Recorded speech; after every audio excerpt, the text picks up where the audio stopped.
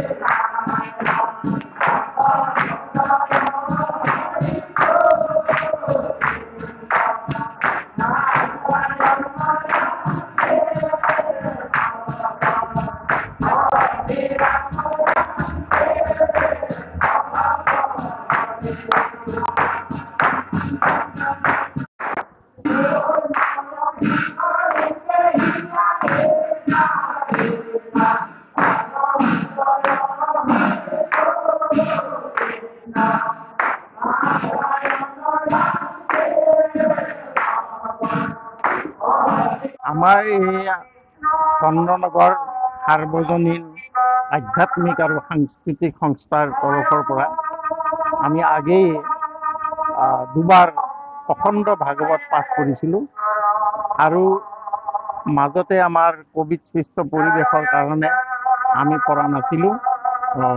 এইবেলি সেই ক'ভিড সৃষ্ট পৰিৱেশৰ পৰা মুক্ত হোৱাৰ পিছত আমি এইবেলি এদিনীয়া কাৰ্যসূচীৰে আমি এই অখণ্ড ভাগৱতৰ আজিটো সামৰণি কাৰ্য আৰু সামৰণি কাৰ্যসূচী আৰু ইয়াকে আমি সদৌ আমাৰ ডিফুৰ লগতে সকলোৰে শান্তি কামনাৰ্থে অপায় অমংগল নাশৰ কাৰণে আমি এই অখণ্ড ভাগৱতৰ ভাগৱত পাঠৰ আমি আয়োজন কৰিছোঁ। আপোনাৰ এই অখণ্ড ভাগৱতৰ কোন অধ্যায় পাঠ কৰিছে? সেইটো 10ম অধ্যায় পাঠ কৰা হৈছে। এই অনুষ্ঠান আপোনালোকৰ কেইবাজলৈকে চলাব বুলি ভাবিছে? আজি আমাৰ প্ৰায় আমাৰ ৰাতিপুৱাৰ পৰা হেৰি হৈ আছে যদিও এইটো আমাৰ ঠিক আৰম্ভণিটো আমাৰ প্ৰায় 10:30 পৰা আৰম্ভ হৈছে আৰু ৰাতি প্ৰায় 11মান বজালৈকে চলিব।